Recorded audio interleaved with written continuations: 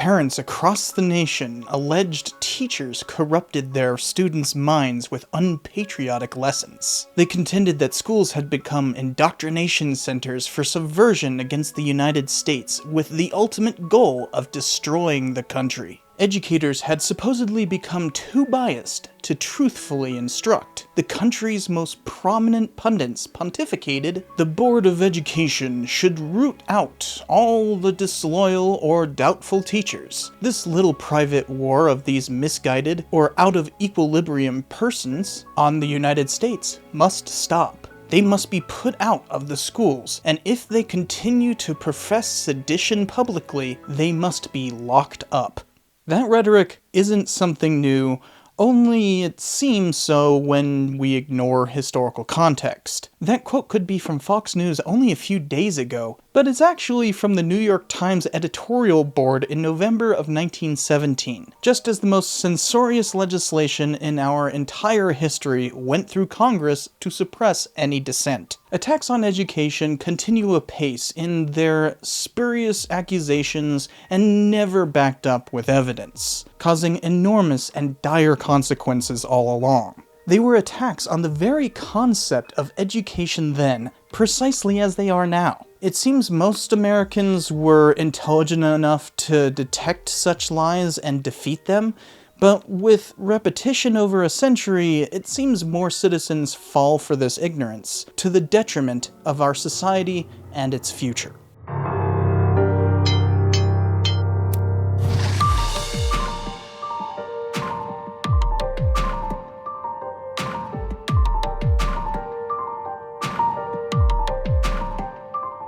Since I am a history professor, it is time to speak out against attacks on education, and reveal this deception as it's morphed and repeated over a century. As a country, we are poised to cripple American education for decades to come. So, hey, I'm Dr. Joe Hall-Patton, or Cypher on this channel, and I am deeply concerned.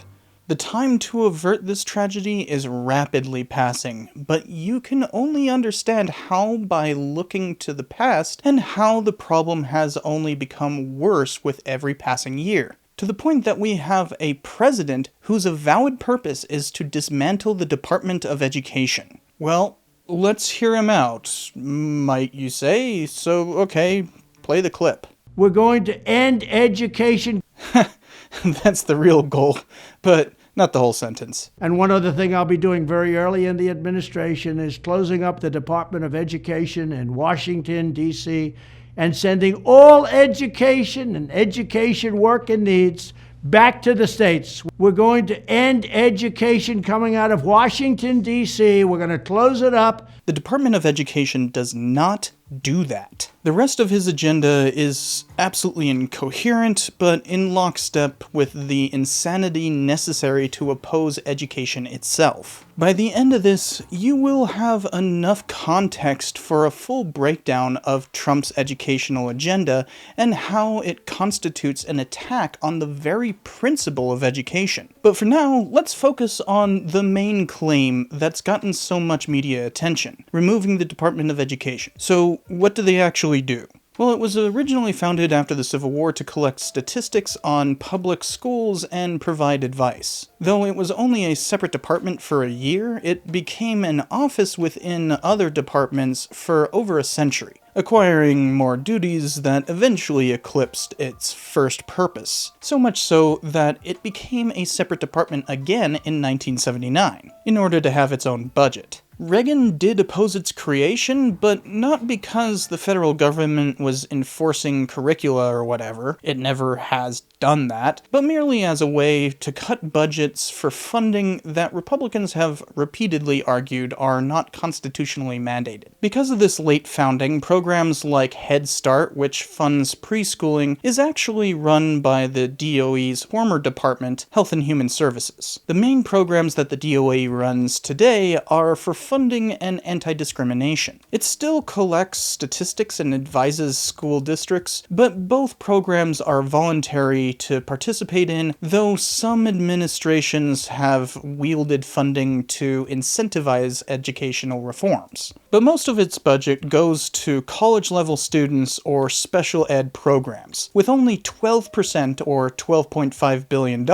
going to Title I grants for individual schools, districts, or states. That's a minuscule amount of influence considering the size of education budgets nationwide, comprising a mere 13% of all K-12 public funding nationwide. So this notion of back to the states, or states' rights as it probably would have been called 50 years ago, is nonsense on the face of it. Of course, there's the second part of its core mission, anti-discrimination. The DOE regularly sues school districts for prejudicial or abusive treatment of their students. Republicans have consistently cut funding to 3 offices responsible for prosecuting these cases, comprising of only $145,000 total in 2024, so very little gets done, hence why we have worse segregation today. As you can see, Trump assailing the DOE is foolish. It does not implement standards, but merely encourages a modicum of change, so it can't do much. Instead, as we will see, Trump wants a class-segregated society again, much like when he defines America as having been great, before Brown v. Board of Education. He has a bunch more in his attack on education that I will cover point by point, and it's kind of rapidly changing at the moment, but to fully comprehend how bad this has become, we have a lot of history to cover. And that's really the thing about anti-education advocacy. It disguises hatred with callously complacent contradictions of culture, country, or competency. Try saying that 5 times fast. Or in other words, they want to dumb us down to easily fool us. That's why these attacks easily fool people into believing they're defending education while, in reality, clearly trying to destroy it. It is an attack on the very concept of education.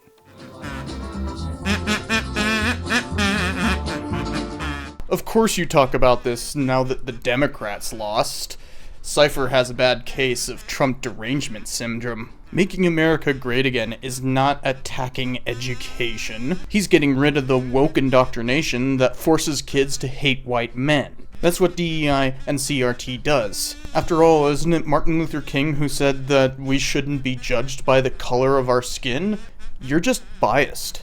TDS. Such a thought-terminating cliche. Any criticism of Trump, no matter how much evidence backing it up, is just irrational opposition, because no one could justly criticize our dear leader. No, bias has no bearing on truth. Crypto, my political leanings do not invalidate my arguments. Of course, I'm very passionate about educational policies.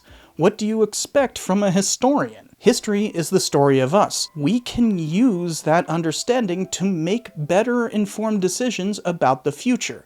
After all, that's the whole point of teaching history to children. It just took a very long time to research all of this because I have many other projects. History takes time.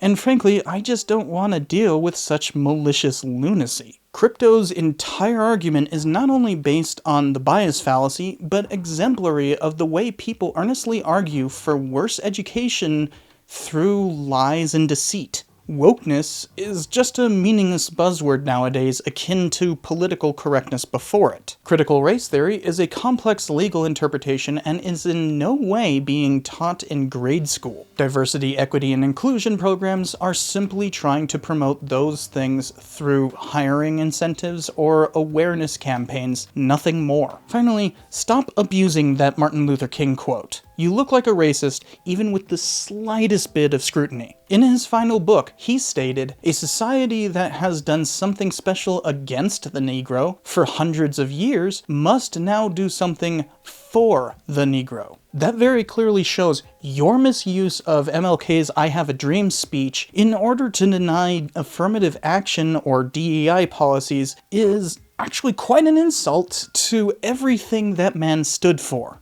No, you are disguising an attack on education with a moral panic, a classic tactic, one which we'll see over and over again throughout this history. Now, this episode is not about legitimate educational reform. Yes, sometimes attempts at improving our educational system backfires or can be used to basically attack teachers.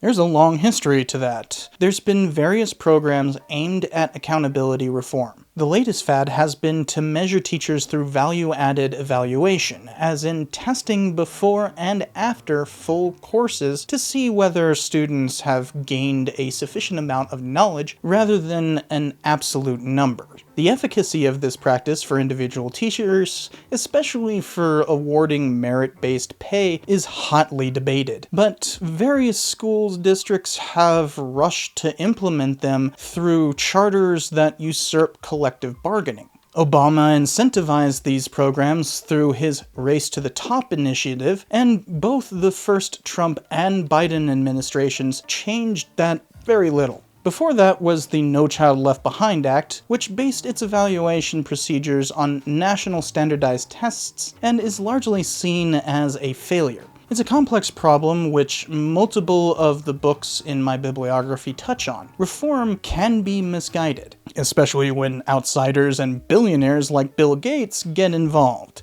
displacing well-informed practice with ideology they have next to no knowledge of or experience in. This episode is long enough as it is, so whether or not that kind of educational policy is effective is not my purpose here. That is an argument well beyond this episode's purview. What I am concerned about are very clear and openly malicious attacks on education itself, a tactic that has a long history in this country.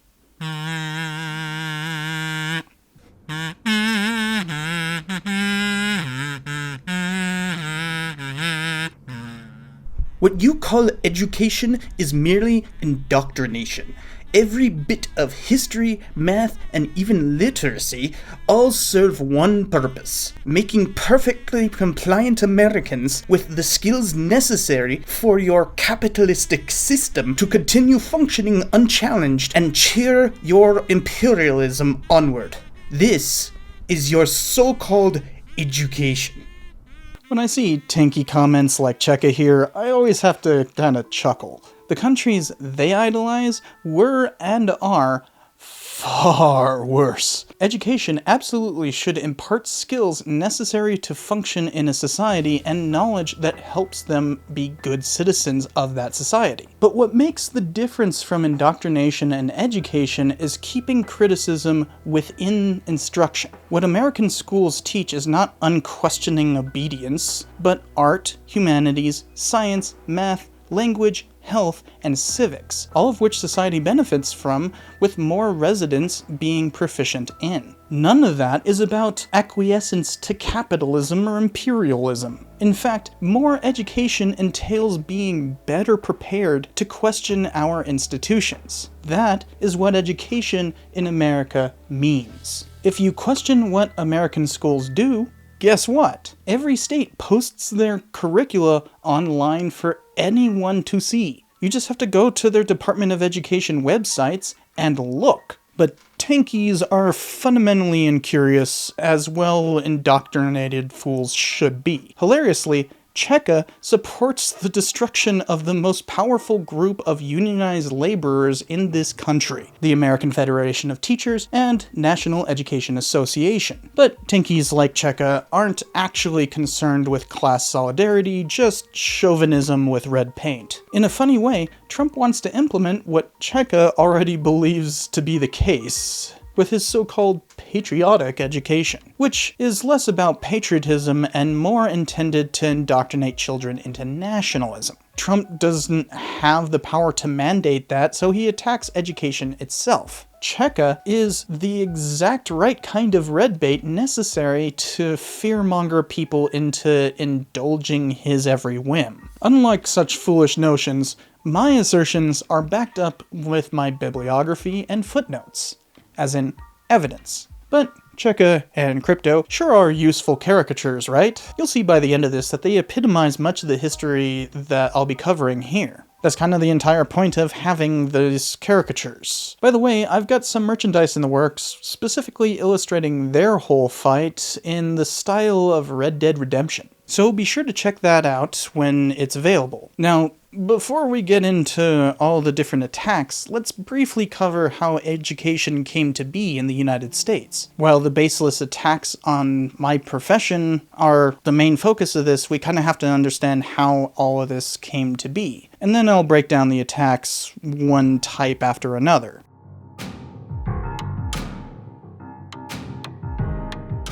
The earliest known schools were dedicated to teaching writing, preparing scribes from as early as 2000 BC. These ancient academies soon spread to numerous other subjects. Indians rove their system with various religions, Chinese kingdoms created schools to train bureaucrats, but the basis of American education is from Europe. Ancient Greeks hired private tutors, some of whom created their own academies as they took on more pupils. Rome standardized which levels of private schools taught what. But much of that dissolved as the empire fell apart, leaving monasteries to do much of the teaching necessary to maintain society and pass knowledge down the generations. Monastic schools taught the 7 liberal arts of rhetoric, grammar, logic, astronomy, arithmetic, geometry, and music, as professed by Boethius and Mauretanius Capella, both in the 5th century AD. Much more recently, higher education separated fine arts, math, and sciences from liberal arts, while social studies and humanities became the core of liberal arts. History is sometimes lumped in with humanities, sometimes lumped in with social studies, but it straddles both. Seminaries are the origin of doctoral degrees, with expert theologians called doctors of the church, and a whole structure of degrees from bachelor's, master's, and doctorates formed around that initial assumption. Other schools or colleges were steadily brought in to this epistemological framework, with such topics as medicine, law, and lastly, business. These distinctions would not be fully standardized until a century and a half ago. The nature of monastic schools and later universities meant change was extraordinarily slow. Some of these abbeys sought to teach local congregants at a young age, which became the basis for public schools, with the first in England created in the 6th century, though they required tuition. As more expertise piled up over the centuries, various colleges formed within the Catholic hierarchy that represented levels of competence in Christian principles. A group of philosophers and theologians, known as scholastics, had numerous students seek education from them, because they incorporated newly discovered Aristotelian manuscripts into their lessons and theories. These students often came from distant lands. Kingdoms and municipalities targeted foreign students who came together to form their own mutual aid societies, which became known as Universitates Scholarium, with the first one that's still in existence being the University of Bologna gaining its independent charter from the Holy Roman Empire in 1158. No school or university was free nor mandatory, with the first charity schools beginning in the 16th century. When English colonists began settling the New World a century later, they merely imported this ad hoc system across the pond, with the first public school being the Boston Latin School of 1635, and the first university being Harvard just a year later. While the system proliferated throughout the colonies and later states, they remained prohibitively expensive. The Common Schools movement arose in the mid-19th century, which sought to use local taxes to pay for teaching students tuition-free, seeing education as beneficial for all members of society to partake in. Horace Mann founded the first of these systems in 1837 in Massachusetts, which spread steadily from there. He modeled this on the Prussian system, which typically focused on 5 core subjects: reading, writing, math, history, and geography, with a distinction between primary schools, which taught the basics in a singular classroom, and secondary schools, which complicated that with topical specialization. all of which helps socialize students and prepares them for living within that country. For the most part, that remains the basis of our grade school system, the only oddity being middle school or junior high, which are basically transition periods between primary and secondary. Gradually, states made kindergarten through grade 12 mandatory, with the hope of making better populaces with the broader skills, knowledge, and socialization engendered by public education. The history of primary and secondary education since then is mostly trying to negotiate what fits within this Prussian model and how to improve it. Higher education was slower to receive public charters. Many started as normal schools, meant to professionally train teachers for grade school. Some states funded their own colleges and universities by the early 19th century, but they were largely special cases. The rancor over slavery that led to the Civil War also led the newly powerful Republicans to support higher education through a land grant bill in 1862, creating a hybrid funding model of local, state, and federal backing for public higher education, often taking Wilhelm von Humboldt's ideal of broad amounts of subjects to research and teach under one institution as the fundamental model. This is how accreditation began, simply through federal recognition. But it gained real importance with the GI Bill of 1944, where war veterans had their bachelor's degrees financed through the federal government. Unaccredited schools were ineligible for this student resource. Though the Education Office and later department relied on non-governmental organizations to set standards for degrees, they selected which organizations they recognized. In 1965, student aid gained federal support for non-veterans too, making the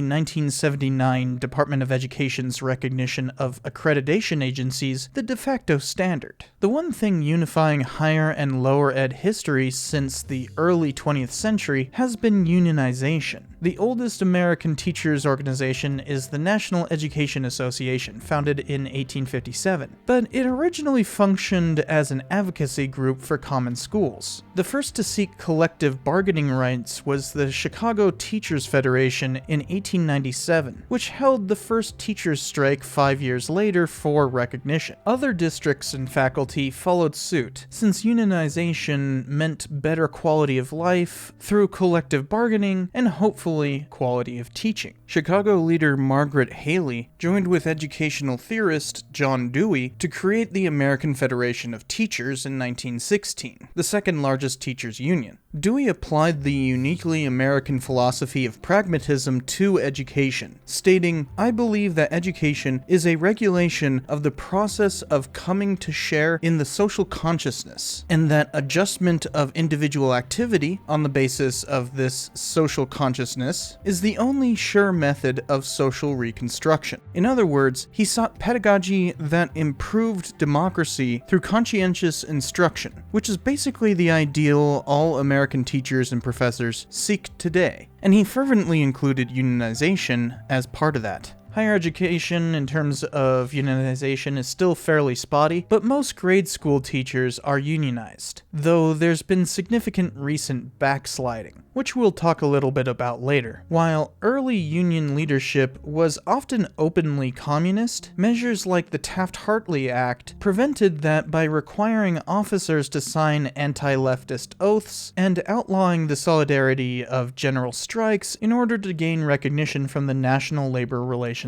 Board. Nonetheless, teachers and professors remain the most unionized occupation in the USA, though that's become quite a challenge to uphold. Now, I could get into the minutiae of what's changed since then, leading to our current policy. Heck, what I covered already is extremely reductive. Some of that will get covered throughout the rest of this, but the basics of American education are all here. We have a professionalized group of faculty with de facto accreditation and standards for primary, secondary, and higher education nationwide. wide. Students should be properly socialized and well-versed in subjects our society deems worthy for all citizens to learn, with increasing specificity allowed as students advance. The whole goal of our education system is building a better society through general knowledge and skills. Sadly, there is a long history of opposition to education. Any fundamental violation or disruption of the intake of knowledge and skills deemed beneficial to society over the centuries constitutes an attack, and Americans regularly engage in exactly that. I'll move subject by subject, somewhat chronologically, but often overlapping, until we get to the present crisis.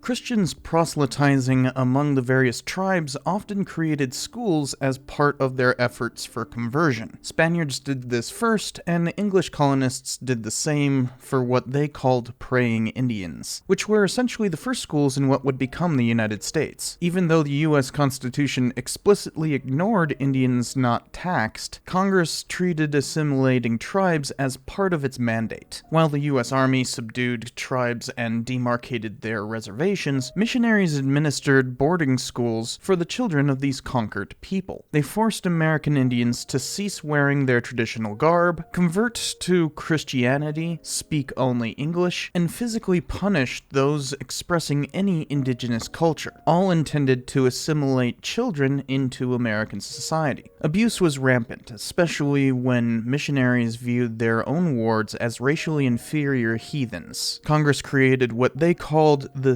Civilization Fund in 1819 for this purpose. They accelerated federal support of these schools as part of Ulysses S. Grant's so-called peace policy. At these boarding schools, disease led to immense casualties, which we still do not know the scope of. In 1879, Richard Henry Pratt founded a boarding school in Carlisle, Pennsylvania, with the intent of teaching Indians industrial skills that would make them better assimilate as laborers for capitalists. Or, as Pratt described it, kill the Indian, save the man. The Bureau of Indian Affairs adopted the Carlisle approach for new schools and then compelled all Indian children to attend in 1891. BIA agents would scour reservations for kids to send away from their parents and to these schools. Carlisle closed in 1918 as the federal government defunded Indian boarding schools that were too distant from reservations. Even though Congress officially made all indigenous people citizens 6 years later, they kept this assimilation policy. The Merriam Report of 1928 highlighted the rampant abuse, leading to the 1934 Reorganization Act, which finally allowed tribes to make their own decisions on how and where to send their students. Many boarding schools remain, but they are controlled by the various tribes and do not uphold assimilation as a result. So in a way, they are still segregated, but given special status due to their tribal affiliation. These weren't attacks on education, but more using education to attack indigenous culture, unlike what happened to emancipated slaves.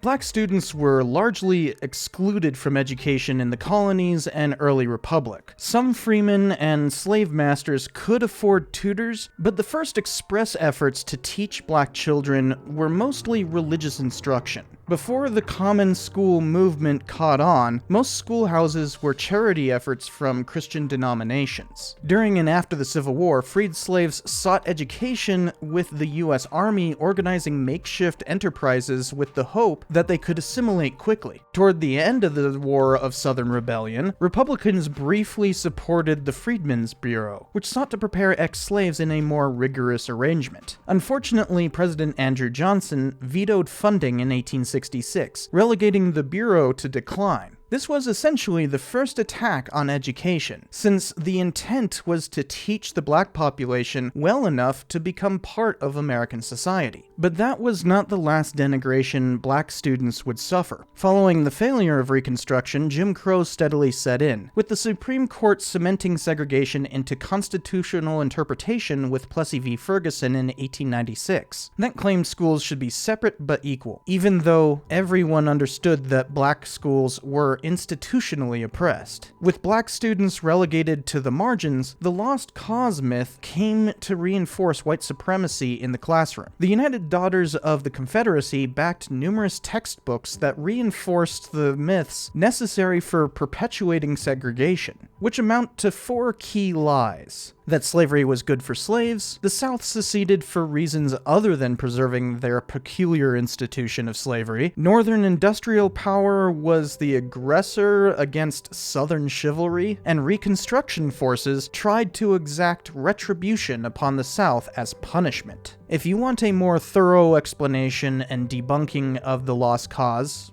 well, I've covered that plenty before, but suffice it to say that this was a myth that the Daughters sought to teach children. Mildred Lewis Rutherford championed this effort, creating a standard for what was unjust to the South, and should either be marked or removed from education facilities, including libraries, which was accepted not just in the South, but throughout the nation. Not only were schools segregated and black students given lesser education, districts mandated teachers to indoctrinate their white students into the lost cause. White supremacy crippled our system, and that was not the only form of bigotry that attacked public education around the turn of the century.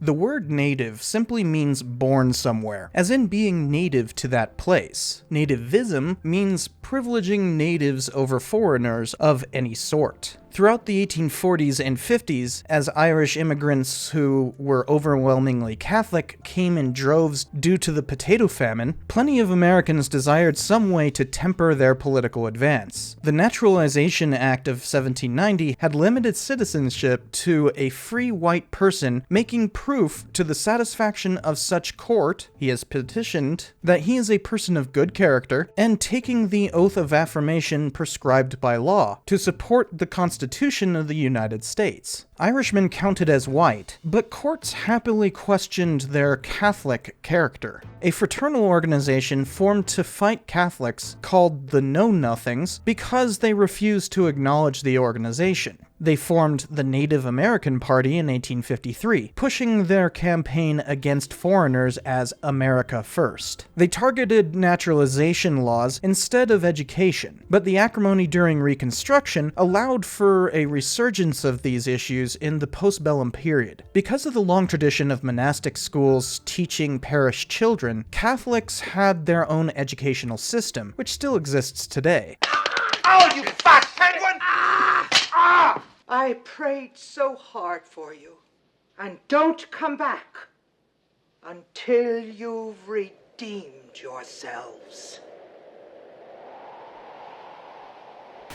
Since most Protestant schools at this time received some sort of public funding, Catholics sought funding themselves, especially since they did not want their children using the King James Bible, commonly in denominational schoolhouses. President Grant sided with the Common School movement to oppose Catholics by proposing a constitutional amendment in a speech, saying, "We should encourage free schools and resolve that not $1 of money appropriated to their support, no matter how raised, shall be appropriated to the support of any sectarian school, leaving the matter of religion to the family circle, the church, and the private school, supported entirely by private contribution. Keep the church and state forever separate." Though it seems like a secular call, remember that most common schools were Protestant at the time, making this an obvious attack on Catholic education, which most newspapers recognized at the time. A few months later, in his State of the Union letter, he made it as explicit as he was willing to, writing, "A large association of ignorant men cannot for any considerable period oppose a successful resistance to tyranny and oppression from the educated few, but will inevitably sink into acquiescence to the will of intelligence, whether directed by the demagogue or by priestcraft. Hence the education of the masses becomes of the first necessity for the preservation of our institutions." He then laid out the new amendment for compulsory common schools nationwide, to the point of disenfranchising illiteracy. It included a clearer separation of church and state by taxing church properties. There was also opposition to polygamy because Mormonism was also of great concern, especially their pull for immigrants, which he names in the State of the Union. Here, we see the supposed defense of education to attack education, a technique that shall repeat itself over and over again. Theoretically, a constitutional provision for common schooling is a good thing, but only if those common schools aren't sectarian themselves. Instead, much of them still consisted of explicitly Protestant denominations. Catholics would have no need for their own spaces if that were not the case. But Grant saw Protestantism as regular, hence why one historian writes of this statement, "The bigotry one must harbor to use the term priestcraft in an official state paper and describe it as an instigator of tyranny and oppression is, I believe, self-evident." Republican leader James G. Blaine wrote a far softer amendment, but it failed to pass Congress. Interestingly, now that we have secularism enshrined through the First and 14th Amendments, this amendment would actually be quite a different matter today and in no way nativist. Plus, 12 states have enacted their own Blaine amendments into their own state constitutions. Sadly, Republicans would never contemplate such an idea because the parties have largely flipped on this matter as with most, though nativism is still very strong with Republicans. The first national immigration ban came in 1882 with the Chinese Exclusion Act. Still, many Chinese managed to arrive, some using forged documents to claim they were students. This inspired a crackdown in Washington state to expel Chinese students in 1911, which removed 100 students, some likely native citizens. As with so much ethnic cleansing engendered by nativism, discriminating between those who are legally present takes secondary importance to removing the supposedly alien presence of people deemed inferior. Most recently, we've seen such attacks on Hispanics and Muslims as aliens because of the mere existence of illegal immigration. Conspiracy theories abound of cartels infiltrating America through drug-dealing teenagers and teachers supposedly indoctrinating kids into Sharia law. It was nativist lies in the 19th century, and it is nativist lies in the 21st. The cycle repeats endlessly, yet those students and teachers deserve the same education guaranteed to our entire society if they exist here in any capacity. With the Trump administration, we are now seeing immigration police raiding campuses throughout the country, often unwarranted, and sweeping up tribe members or Hispanics who are citizens. Because this is repeating the same old racism that I've spoken of in this episode about the US-Mexican border's history. Up until this administration, schools and churches have been seen as off-limits for immigration raids, even becoming official policy in 2011, but Trump directed otherwise. So now teachers have to choose between protecting their students from jackbooted kidnappers and obedience to tyrannical executive authority. Bigotry is inherently antithetical to education, so nativists choose to harm that in hopes of indoctrinating children into their hatred.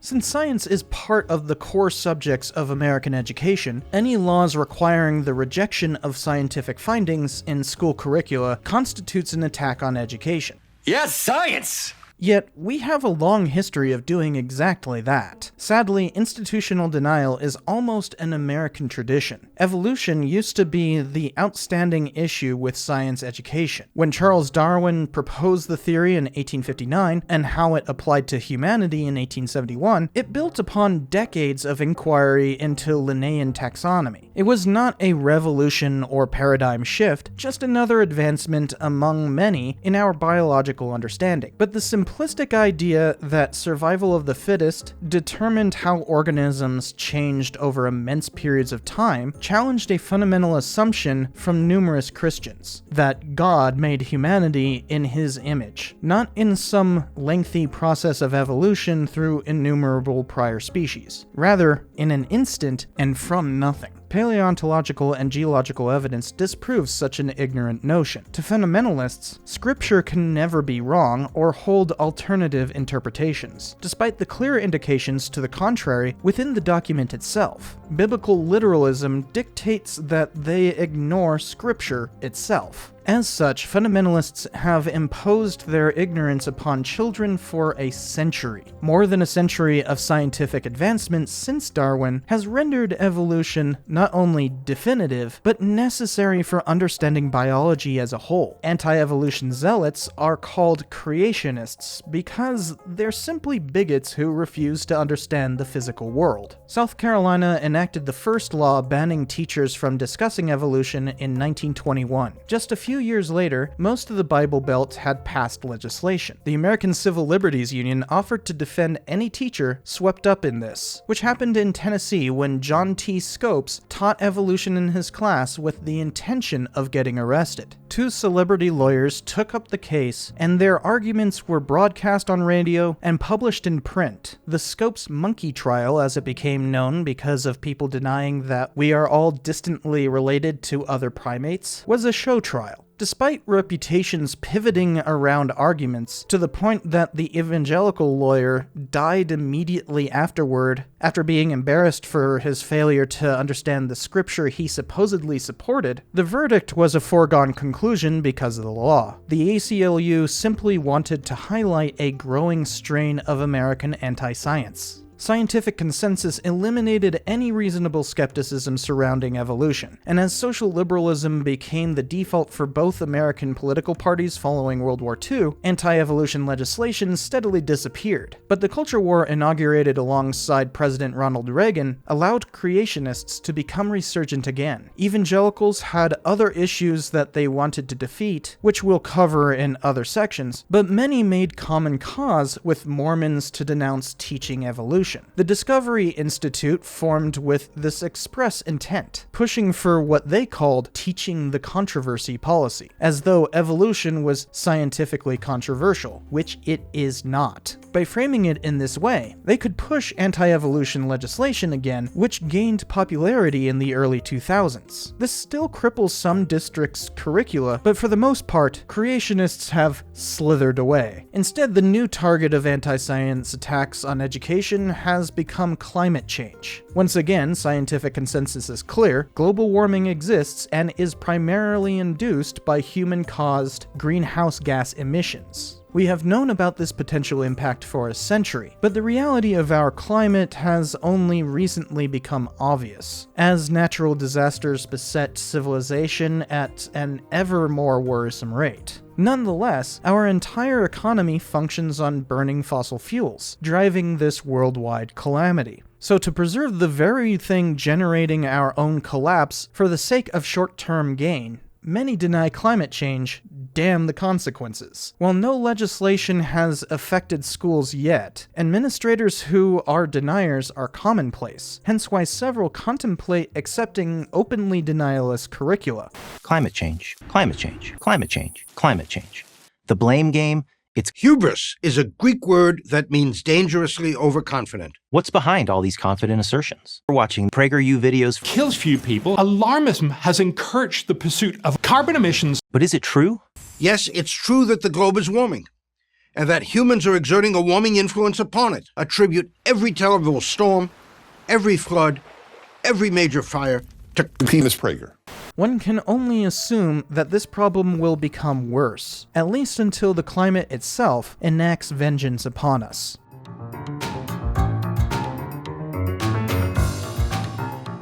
As shown in the initial quote in this enormous episode, disloyalty has long been a way to attack education. During World War I, there was a genuine attempt to destroy teachers who had even the slightest hint of a more advanced pedagogy. Of course, there wasn't any indoctrination to be found, but in a climate where President Woodrow Wilson encouraged organizations like the American Protective League to snitch on anything perceived as disloyalty, from privately complaining about the war effort to possessing a jar of sauerkraut, accusations flew. Feds outlawed speech that seemed seditious, and states followed suit. Wilson!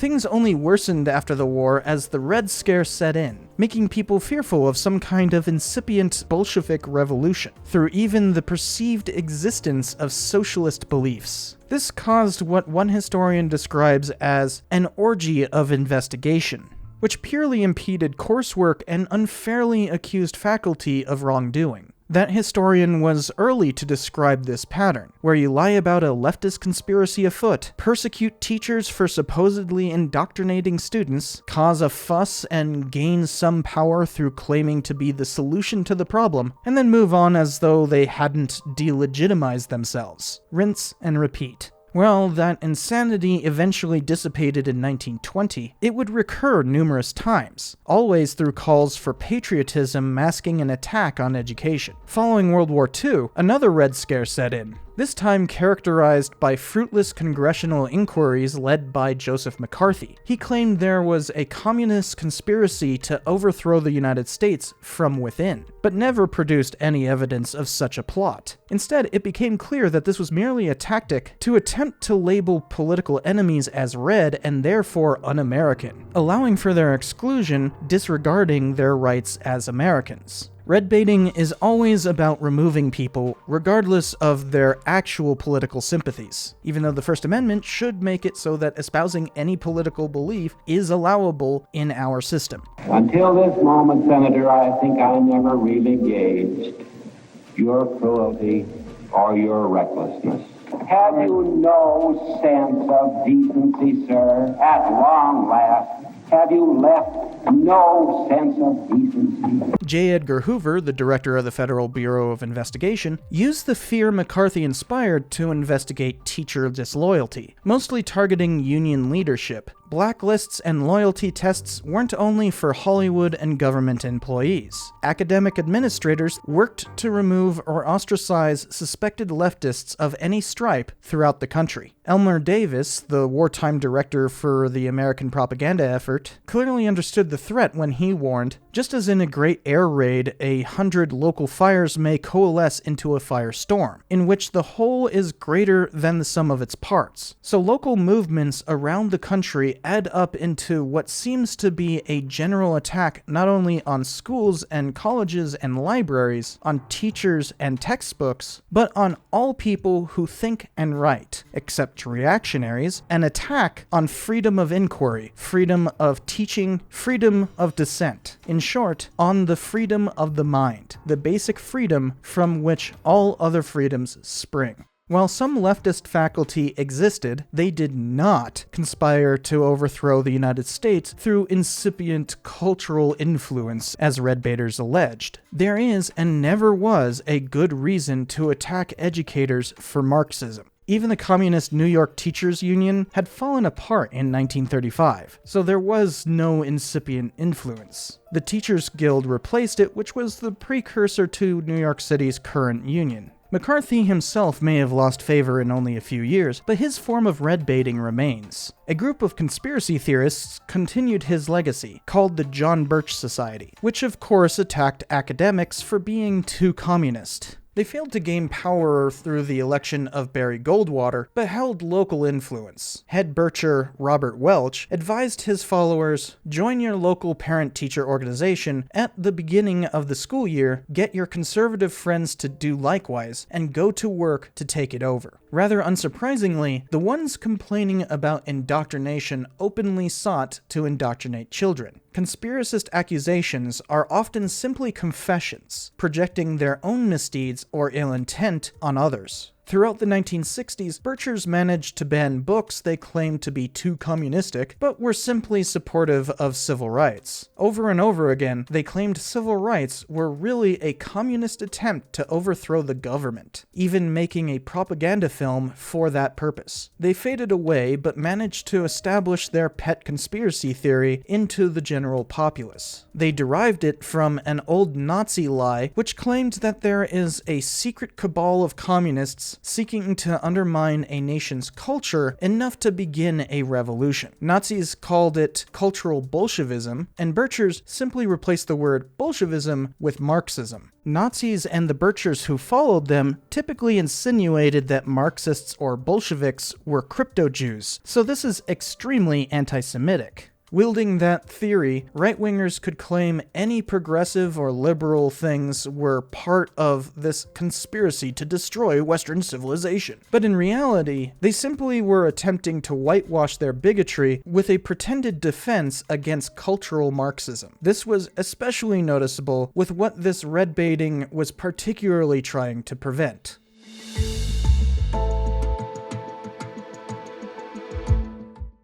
When the Supreme Court ruled that school segregation was unconstitutional in 1954, Southerners devised a strategy to prevent desegregation, called massive resistance, which Senator Harry Byrd organized. School boards ignored the ruling and made excuses to delay implementation. A year later, SCOTUS ruled that efforts had to move forward at all deliberate speed. Yet massive resistance continued by trying to pass laws to enshrine segregation and using the power of governors to deny constitutionally mandated equality. They even shut down entire school districts to avoid compliance. 101 Southern congressmen signed a manifesto which stated, "This unwarranted exercise of power by the court, contrary to the Constitution, is creating chaos and confusion in the states principally affected. It is destroying the amicable relations between the white and Negro races that have been created through 90 years of patient effort by the good people of both races. It has planted hatred and suspicion where there has been heretofore friendship and understanding."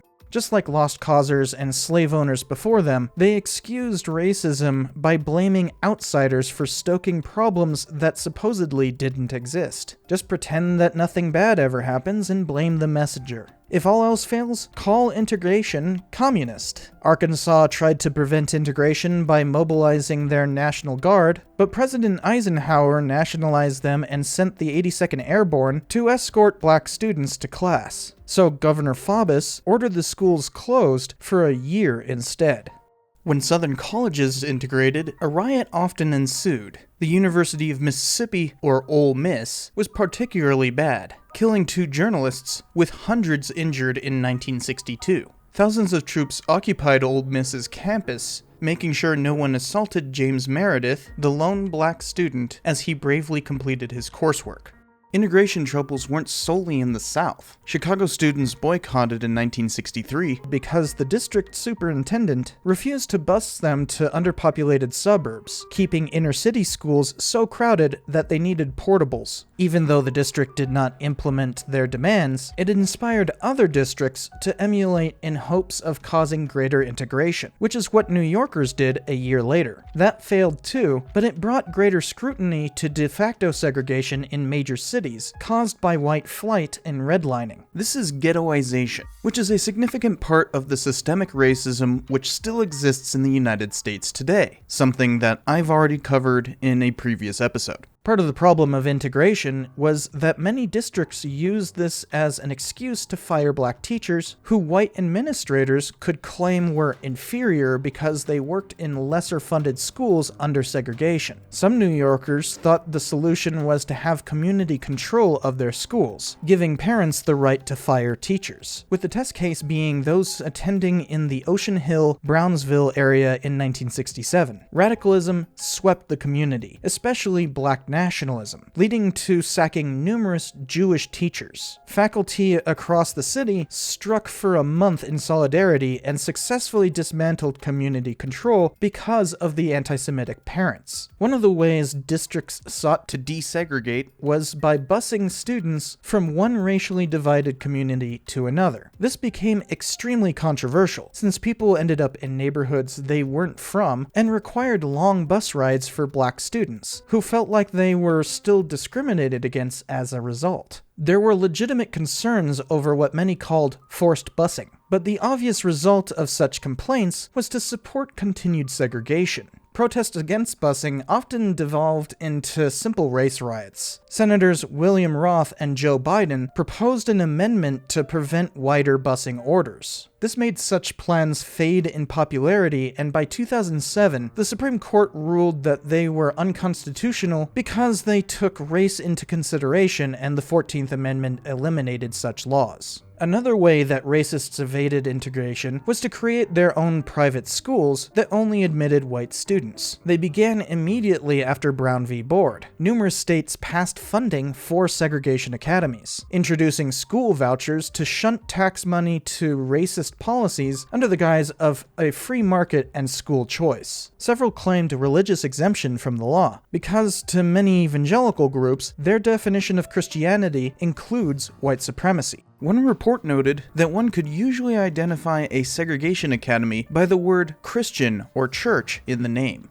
In 1971, the Supreme Court affirmed that granting exemptions for segregation academies was unconstitutional. A year later, Congress passed Title IX, which extended the anti-discrimination statute of the 1964 Civil Rights Act to numerous identities and explicitly for education. In 1976, the court ruled that Title IX applied to private schools, rendering segregation academies completely illegal. Nonetheless, they attempted to keep skirting the law and even enlisted President Reagan, whose Treasury Department would grant exempt status to private schools still not complying, using Christianity to make their racism safe. But SCOTUS quickly overruled this. Congress passed an act to prohibit any funding going to schools that violated civil rights under any circumstances. Reagan vetoed it, but Congress overruled him. School choice remains a key issue for right-wing evangelicals. Though they may dress it up as some kind of religious exemption, remember that their cause is in common with segregation. Racism would not be the only form of bigotry that evangelicals advocate for school choice to peddle.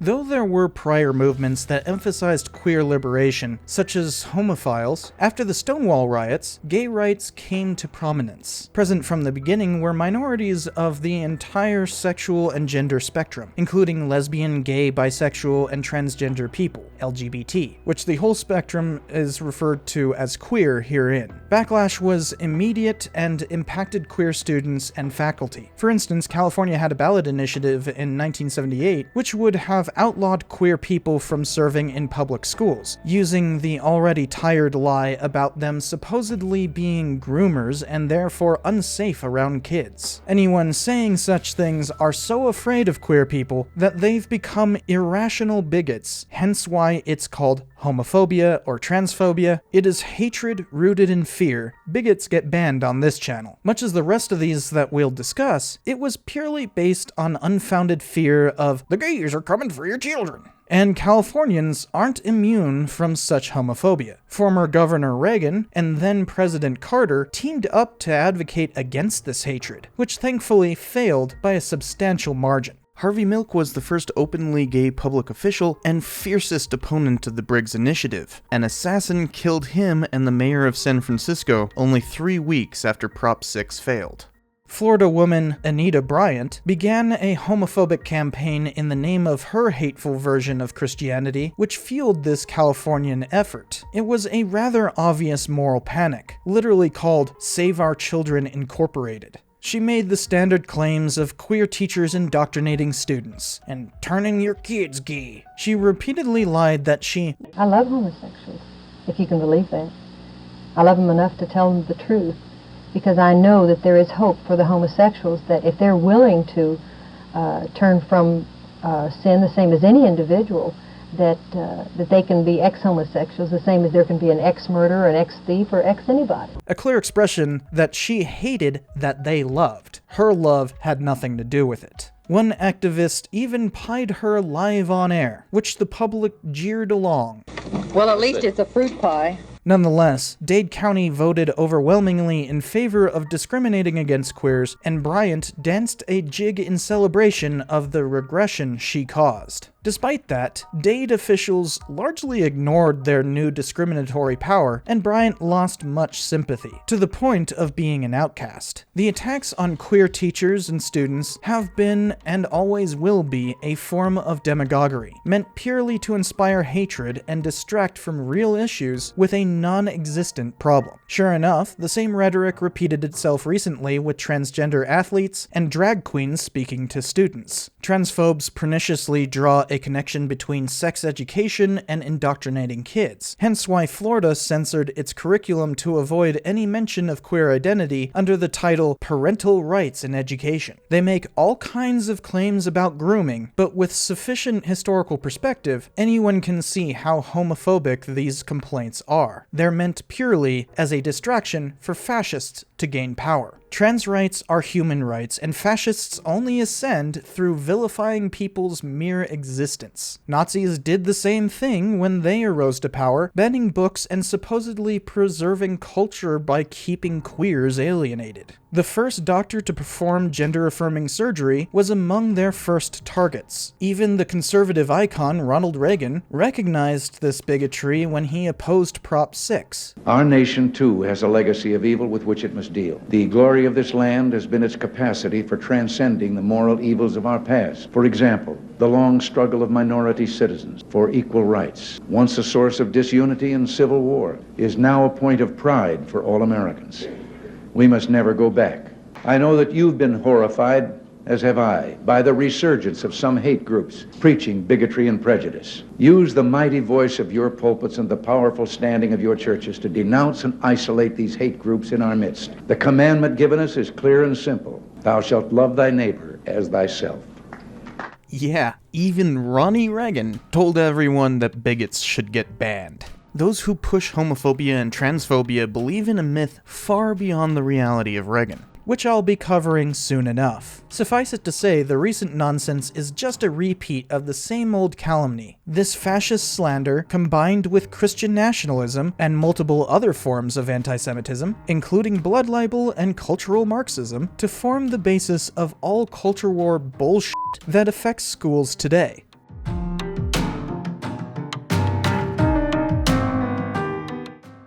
Humanism originally meant trying to revive human creativity through studying past examples and philosophy. It was the ideology that fueled the Renaissance. The Enlightenment was largely a secular version of that, with the American Revolution being one of its clearest exports. Yet the term secular humanism is meant to connote something separate from all of that, with Anglicans coining it during a backlash against evolution. Originally, it was meant to denote the modernist or sensible views of Christianity as opposed to fundamentalism and creationism. But by the 1970s, it largely meant the vast majority of Americans who viewed integrated public schooling as a fundamental right. The term only gained prominence in opposition to equality, by using fundamentalism as a cudgel against integration. During the early Cold War, numerous districts had enacted policies of mandatory prayer in order to show how anti-communist they were, because those godless commies would never want that. Funny enough, the socialist who created our Pledge of Allegiance, Francis Bellamy, suffused his leftism with Christianity. So when Congress added "under God" into his pledge in 1954, they were only contributing to his socialism.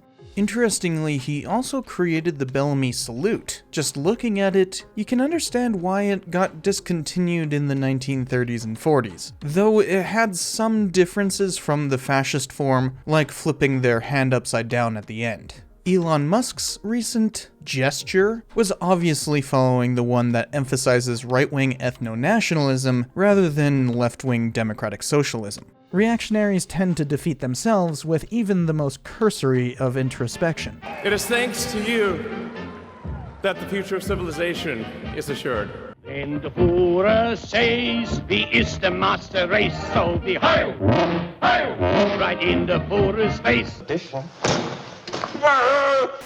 Nonetheless, some Christian denominations didn't want what they viewed as idolatry, as in mandatory school prayer, forced on their children, leading to the Supreme Court ruling against mandatory worship in 1962. Turns out that state officials composing prayers and encouraging students to follow their hierarchical authority constitutes a direct establishment of religion, as clearly opposed by the First Amendment.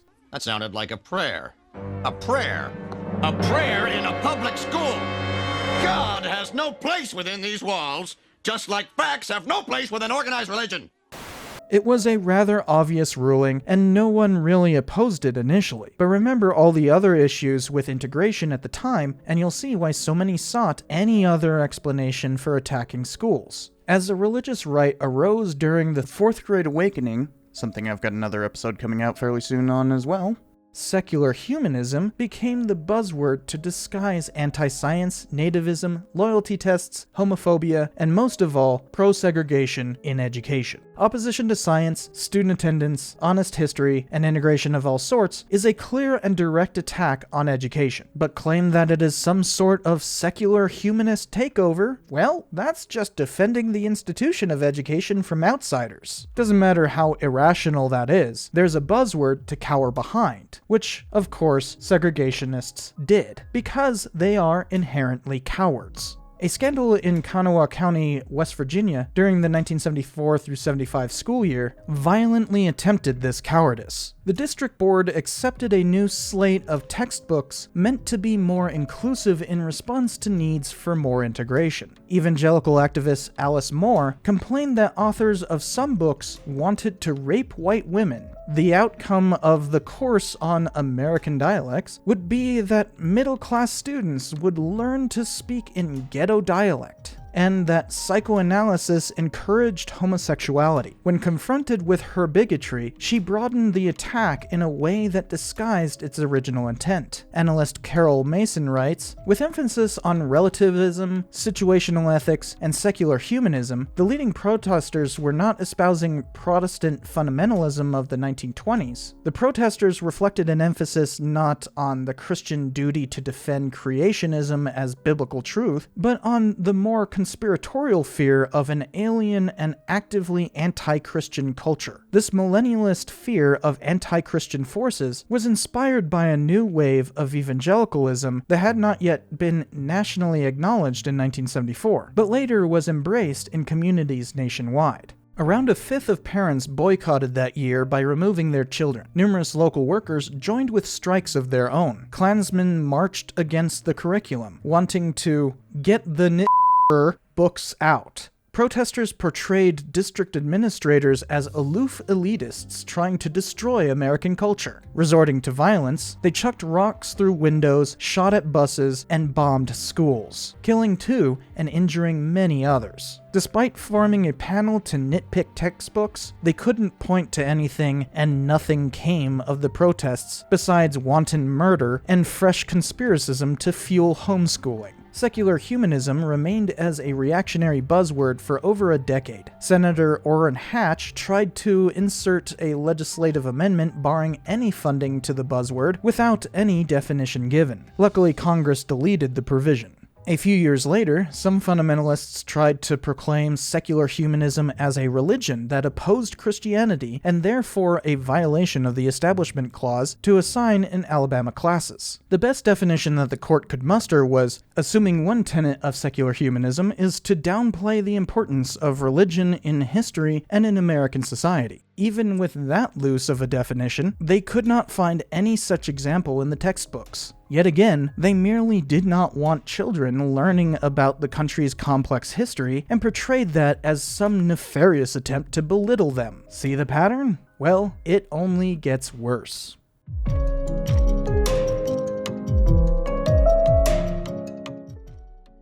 Now, I've made a video about how the culture war began and what it does. I'll play a bit of it here. So preserving so-called Judeo-Christian values is nonsense, designed to drum up opposition to the New Left, as so much of the culture war is. It's kind of a brilliant strategy if you think about it, at least if that was fully intentional. Of course, for most culture warriors, they fervently believe their own rhetoric, no matter how easily disproven it is. Only folks like Buchanan fully understood the grift when he said culture is the Ho Chi Minh Trail to power. His 1992 speech crystallized the sides of the culture war, forming the basis of reactionary politics to this day.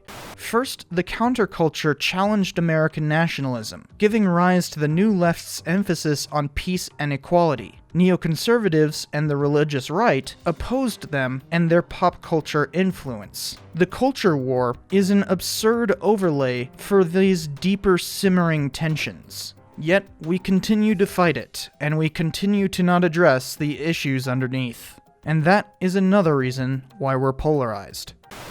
If you'd like to learn more about the broader movement, go there. Suffice it to say, it has become an ever-present and popular political strategy. So I'm just going to go through some of these events in rapid succession. After this long video, hopefully y'all are well enough informed to recognize the disingenuous pattern of anti-education. Reagan also came to the White House proposing to dismantle the fledgling Department of Education without understanding what it was. His first appointee to SecEd, Terrell Bell, knew better and had to contend with his wish for school reform against the president's wish for deregulation and austerity. He commissioned a study that produced a report called A Nation at Risk, which claimed with scant evidence that American education was in decline and would result in a nation less capable of winning the Cold War because the next generation would be so intellectually inferior. It lacked data on learning outcomes, instead claiming that curricula held too much choice for students. Despite relaying no substance, it was enough to save the DOE and ignite a moral panic about needing to reform education to prevent decline. First up was political bias in higher education. Americans steadily professionalized following World War II, thanks to the GI Bill, to the point that nearly a third earn bachelor's degrees today. With more federal management of student loans, what those degrees entailed became a national issue. Alongside that growth was student activism during the civil rights and anti-war movements. Universities have always been hotbeds of political advocacy, literally being founded on opposition to discrimination against students all the way back in high medieval times. Faculty tend to be sympathetic and are often emboldened by their specializations, hence why liberal arts professors tend toward liberal or even leftist positions, whereas business profs are typically more right-leaning, while scientists are kind of all over the place. Higher ed is less politically circumscribed and intolerant than conservative echo chambers. To reinforce those echo chambers, conservatives publish a steady stream of media complaining about faculty, as though we're some elitist clique brainwashing students into a particular worldview. These make for sensational headlines, but as with most journalism, sensationalism belies a deep disregard for honesty. Reactionaries need a boogeyman to decry rather than realize their media is quite literally doing the thing it claims academia does. Remember, projection is part and parcel of conspiracism. The original of these is Alan Bloom's 1987 book, The Closing of the American Mind. A retrospective sums it up nicely. Bloom rages against the movements of the 60s, campus protests, black power, feminism, affirmative action, and the counterculture, while glossing over every injustice in American society and foreign policy. It is the utter failure of Bloom and other conservative intellectuals to disassociate themselves from, or even acknowledge, the vulgar variety of conservatism. That ultimately exposes the hypocrisy of their lofty ideals and their selective indignation against every variety of liberal/leftist villains.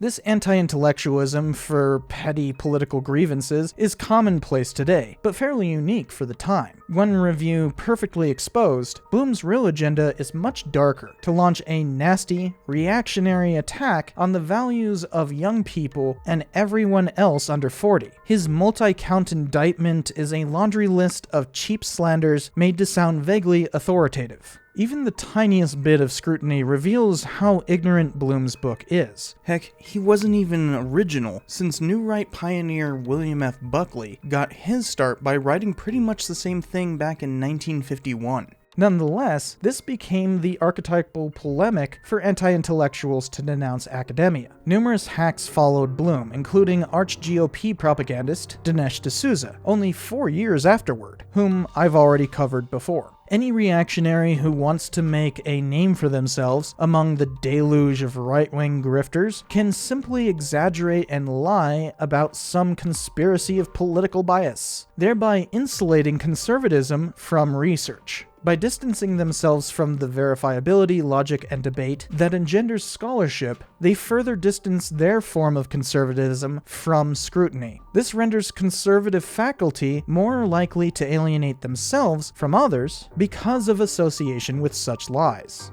Beginning in the 1960s, numerous institutions sought to revise their Western classics courses, which had only existed since the 1930s, bringing in more cosmopolitan or multicultural education. People scrutinized what these changes taught and constantly complained about so-called anti-Americanism in the classroom, often whining that there weren't enough white people in the curriculum. But it was really just a refusal to teach nationalism. They call it patriotism, but a true patriot acknowledges their country's wrongdoing, while nationalists prefer to deny it. These multicultural efforts typically failed because of the tremendous stakeholder backlash, making even the Ivy League still fulfilling general requirements with Western Civ courses. We already saw how nasty this got with the Kanawha War, but this anti-intellectualism exploded in the early 1990s. Here is another segment from my Culture Wars episode. One of the most prominent fights came when a bunch of historians started to create a national standard that would work for either side of the culture war. This effort was even promoted by the American Historical Association, and the result was a seemingly perfect compromise of triumphalism and criticism. But any amount of criticism is intolerable to nationalists. You're indicting the history that I was taught. You were probably taught. Yes. It was a history, as I learned, where slaves happily picked cotton and lived in snug cabins with plenty to eat, because after all, they'd been rescued from African savagery. And as for women, when I grew up learning history, they were notable only for their absence. I don't think we can go back.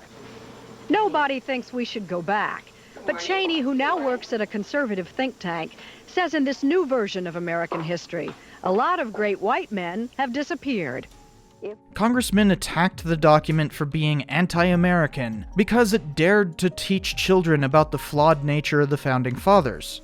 They should understand how Washington emerged out of the planter aristocracy of Virginia. And they should understand it was a slave-owning aristocracy. Was he a great man? He certainly was a great man. You mentioned slave-owning first. Well, he was a great man, no doubt of it. But do we need to weave America's sad and long history of racism and slavery throughout the entire timeline of American history? Yes, we do, because it happened. Sure, the national standard was compromised, but its worst flaws was actually its triumphalism. It died as the Senate discussed banning the National Endowment for the Humanities from paying for such works.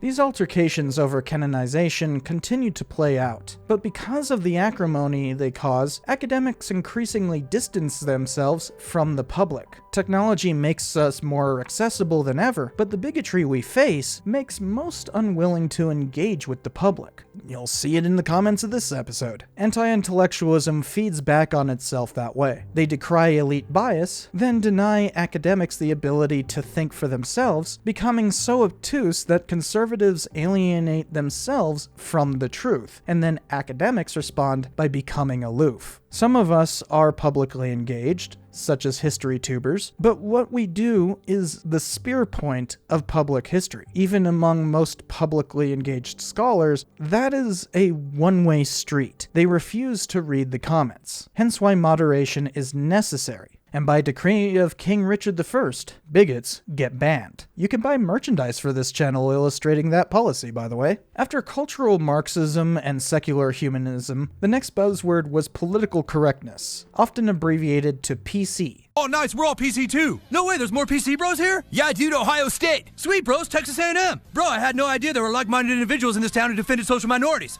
It held the same Nazi conspiracism of elites trying to destroy culture. That political correctness has been in the making for more than 8 decades. And it seems that a deteriorating society is exactly what political correctness strives for. But just what is political correctness? As you're about to see, political correctness is nothing less than a Marxist ideology. Marxism translated from economic into cultural terms. But this one even further disguised the bigotry. Complaints over political correctness began with simple annoyances over changing nomenclature for the sake of inclusivity, such as going from handicapped to differently abled. Admittedly, there's a lot of that nonsense that I refuse to engage in, such as calling the time frame of Anno Domini and before Christ CE and BCE. If you are really so foolish as to go with the Renaissance Catholic definition of a common era, yes, that's where CE comes from, as though making Christianity the definition of common is somehow non-religious. Well, then just say that AD means ascending dates and BC means backwards counting. It's that easy. There you go. Such simply semantical squabbles somehow morphed into an entire conspiracy theory that the PC police were out to get you. Did you just use a term that excludes women from an occupation? Okay, let's back up. Ah!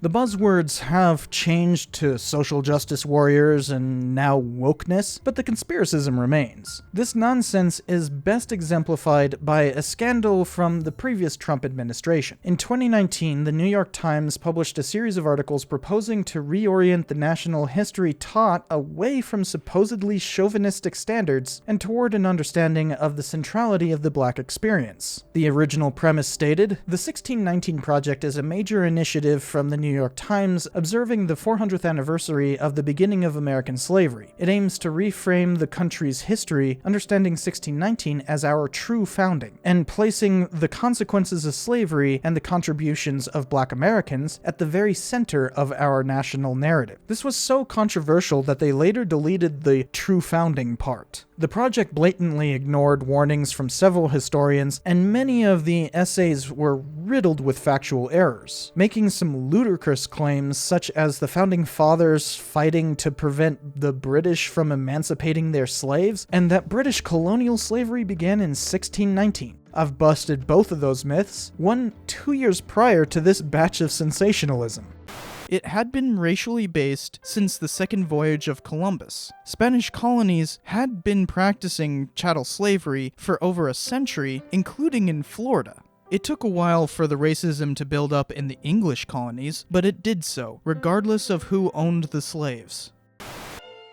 Notice that none of the key events on that list were driven by the existence of slavery in the 13 colonies. A recent dogma has been to attribute every event in American history to some kind of racial issue, most often to the exclusion of other racial groups, and that is nowhere more apparent than with this myth. We'll even hear pundits claim that slavery is our original sin, somehow forgetting the indigenous population that was here first. The revolution had many reasons, which we will get into, but none of them were the preservation of slavery. Now, many slave owners had annoyances with the British over slavery, such as the Somerset case, which said there was no law legalizing slavery in England, Scotland, or Wales, but the colonies did have specific laws for slavery passed through Parliament. Lord Dunmore, the Virginia governor, did proclaim that slaves of rebels could join the British loyalists to earn their own freedom, which certainly enhanced slave owners' willingness to declare independence. But the war was already happening by that point. It was simply a ploy to gain more loyalist troops, and the Continental Army orchestrated a similar, though far less successful, campaign.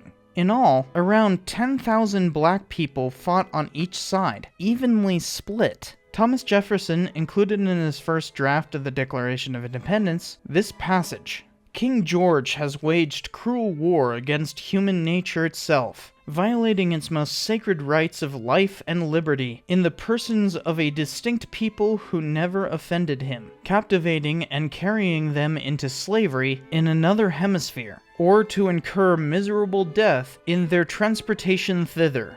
The strange irony of a slave owner claiming the king forced the cruel institution upon him is difficult to overcome. but you can see that they were certainly not fighting to preserve slavery.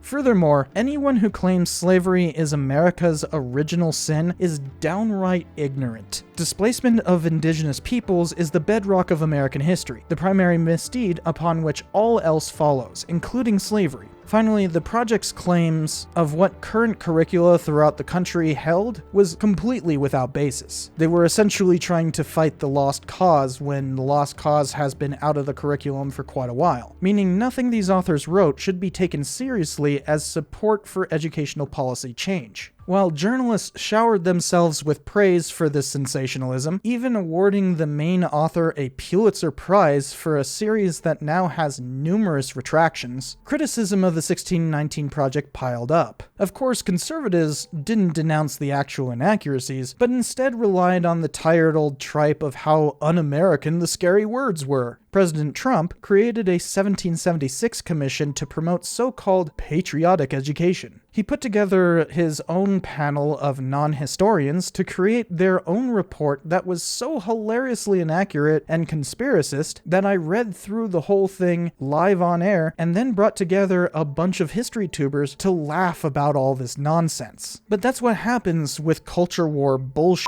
No one makes actual scholarship, they just posture about the morals they'll force on children, and then use all of it to attack education in general. The American Historical Association wrote a statement co-signed by 47 other scholarly organizations saying, "The authors call for a form of governmental indoctrination of American students, and in the process elevate ignorance about the past to a civic virtue." Written hastily in 1 month after 2 desultory and tendentious hearings, without any consultation with professional historians of the United States, the report fails to engage a rich and vibrant body of scholarship that has evolved over the last 7 decades. This so-called patriotic education is openly ignorant, yet Trump has pledged to resume the commission because Americans somehow haven't learned how ignorant and tyrannical this whole charade is. The next couple buzzwords supercharged this anti-education sentiment, rendering school board meetings and regent forums into pure pandemonium. A grifter named Christopher Rufo made his rounds on conservative media, espousing a new conspiracy theory, claiming some esoteric legal interpretation was really a plot to infect all students with anti-white sentiments. Critical race theory is a framework made of several jurists' explanations of the workings of systemic racism within our society. Systemic racism absolutely exists, but this is purely one means of interpreting it. One that most in the liberal arts do not use. Law is a different college. Yet again, it's the pro-slavery argument that the real racists are the supposed agitators. This time stating that teaching kids about the troublesome parts of our history and society isn't to prepare them for membership in that society. No! It's to turn them into simpering, self-loathing pawns of a cultural Marxist clique. This set off a storm of attacks on education, where right-wing grievance mongers stormed school administrators across the nation at the local level, demanding book bans, so-called patriotic curriculum changes, and firing teachers. Despite their complaints about Marxist indoctrination, the effect of this backlash was to encourage indoctrination of students into racist denialism. This spread to what grifters call gender ideology, as though the mere recognition that the social construct of gender is mutable and complex is somehow going to turn the kids gay or trans. Hence why Florida passed its bill about parental protection, but more accurately named Don't Say Gay, because the mere mention of queer identity is too much for these fragile bigots. Florida also passed the Stop Woke Act, allowing for a speedier means for book banning and punishing teachers, though much of it became invalidated due to violating the First Amendment. Typical of moral panic profiteers, Rufo has moved on to another bugbear, diversity, equity, and inclusion, claiming these initiatives discriminate against white people and promote incapable employees, rather than what DEI policies actually do, hold performative training seminars and encourage more applications.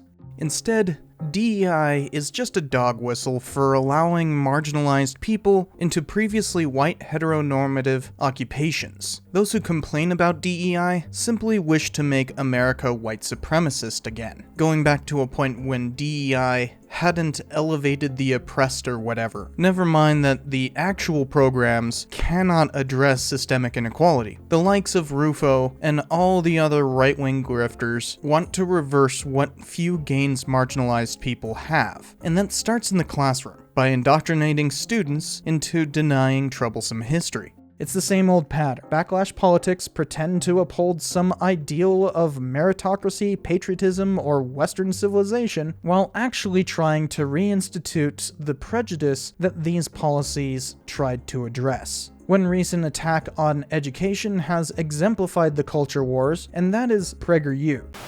At what age is it appropriate for watching PragerU videos that a third grade teacher had shown their kids Prager videos? A decade ago, this teacher would have been chased out of town with pitchforks. They've run over the educational establishment. Parents, man the barricades.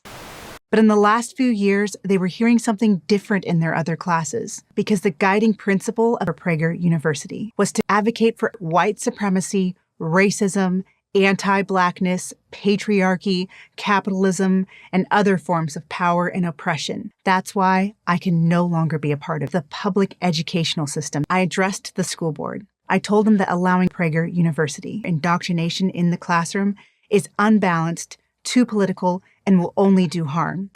It is a conservative disinformation outlet created by talk show host Dennis Prager. Well, because you indoctrinate kids. And which is true. We bring doctrines to children. That's a very fair statement. It is not a university and holds no accreditation, merely publishing propaganda.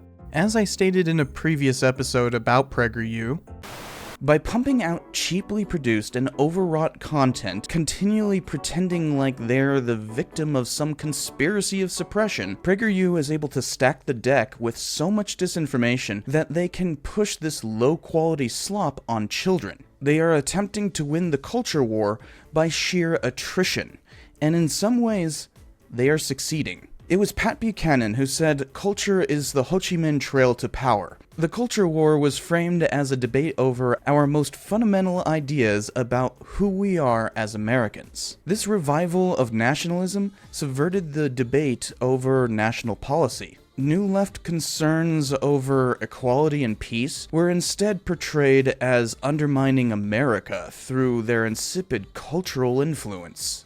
PragerU has harnessed the democratization of media to pump out so much propaganda that they enforce that falsehood by dint of numbers. As of writing this, 9 states have accepted PragerU as part of their curricula. Many of them have announced funding and partnerships to propagandize their own students, affecting 23% nationwide. They are an attack on education.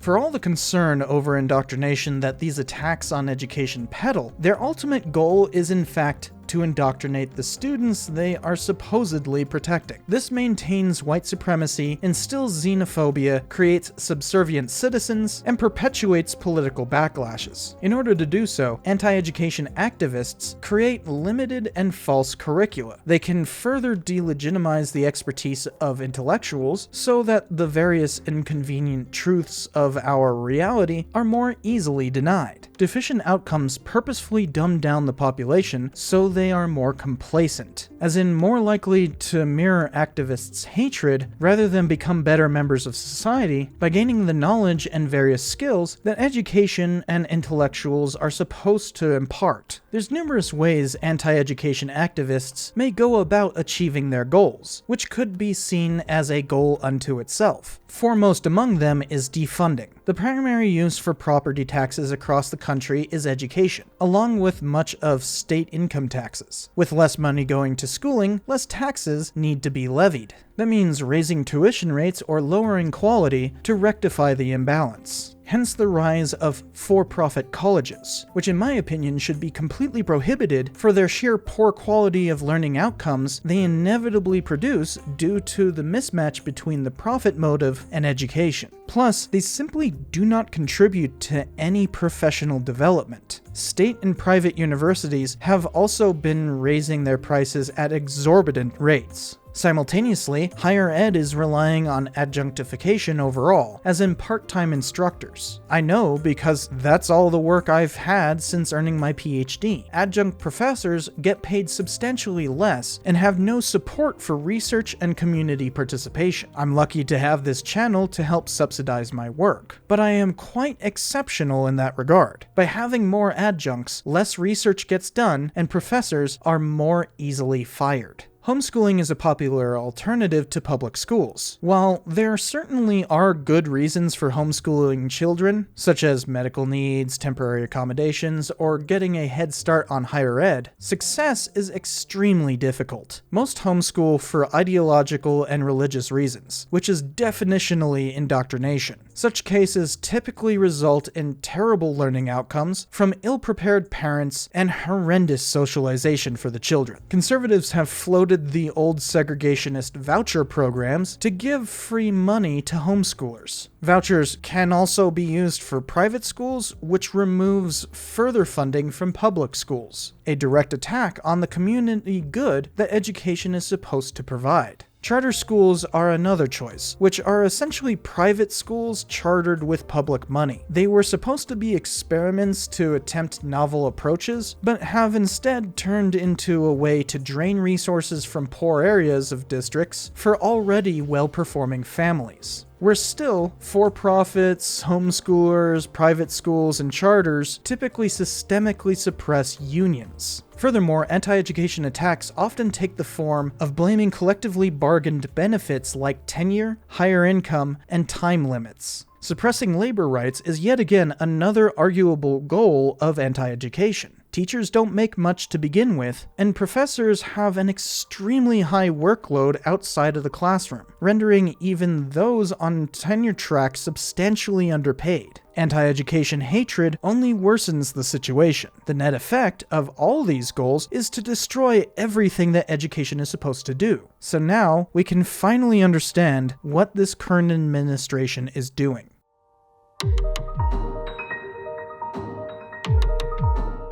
During Trump's campaign for the presidency last year, he made a series of videos which were his official platform, distinct from the RNC's platform, which he called Agenda 47.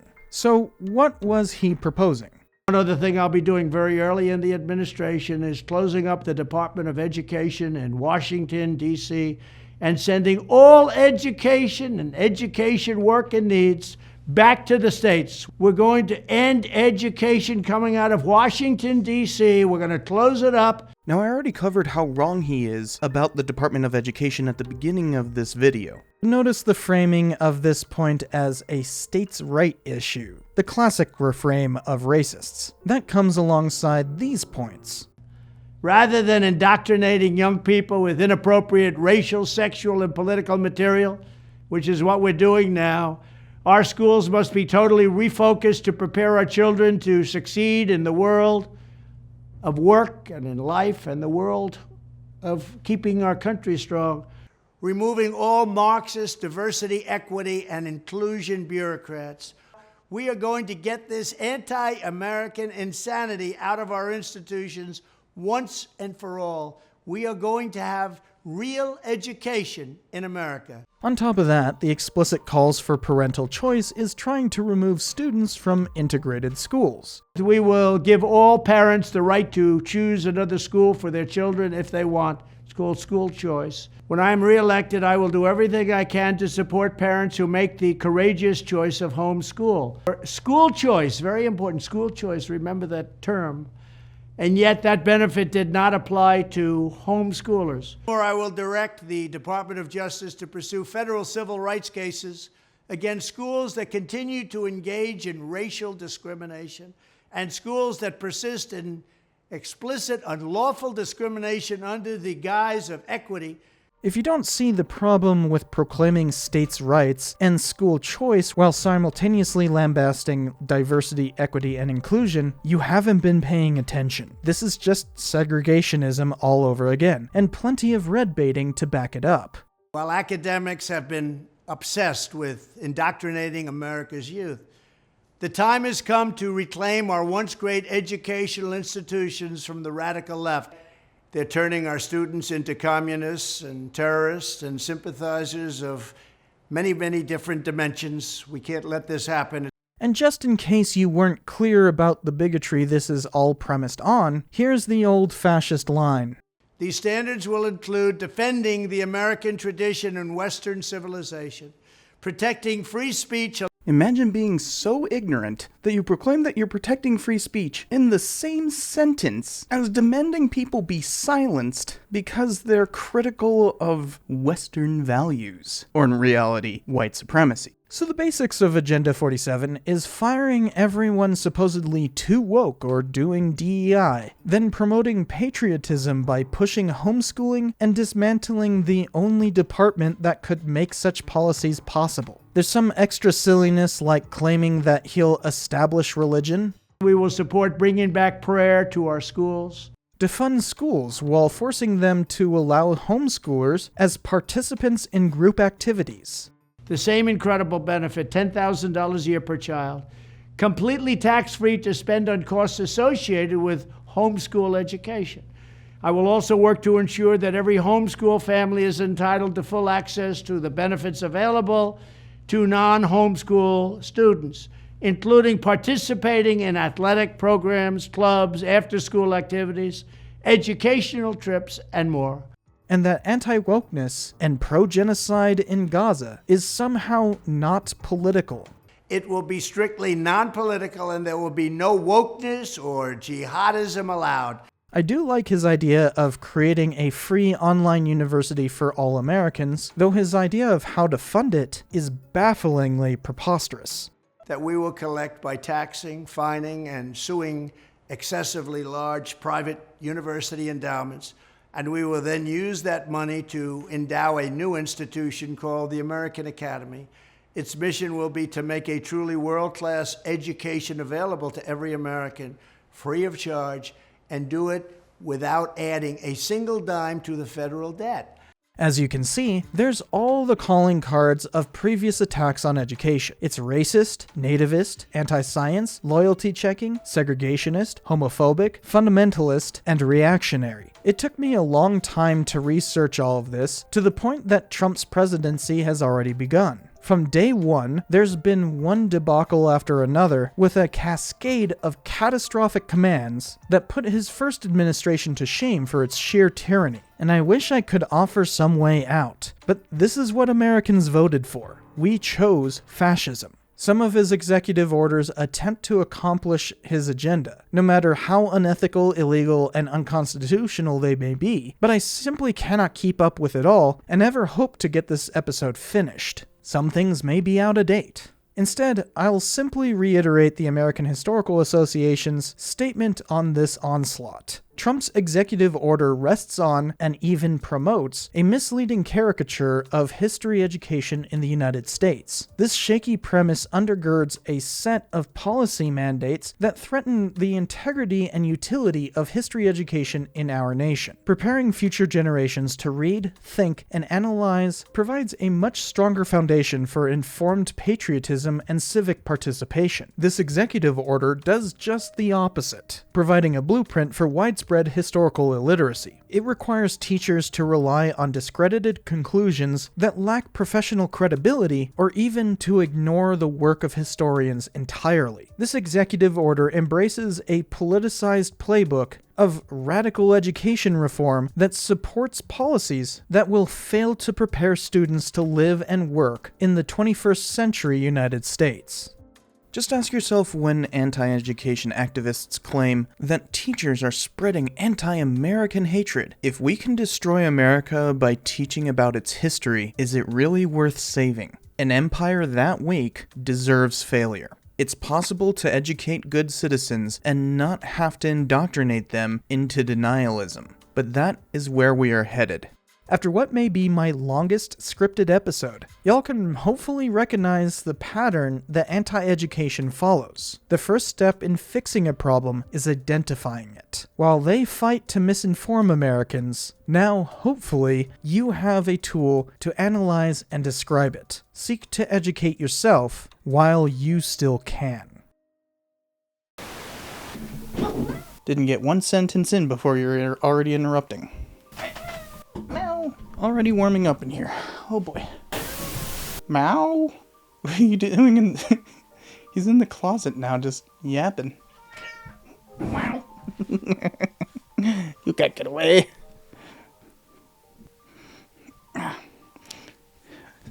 And by decree of King Richard I, bigots get banned.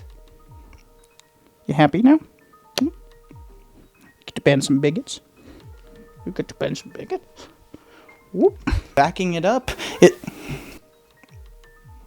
Hello, King. Meow. Hello. Hi. Meow. Come here. Hi. Mwah. Meow. Then stop hitting the camera. Meow. Oh, dang it. Just gonna sit there in the corner, huh? What are you doing? You're just mad at me for freaking doing recording, huh? That's okay.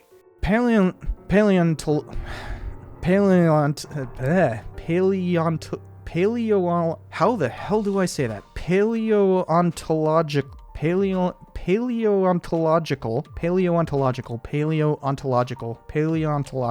Whew.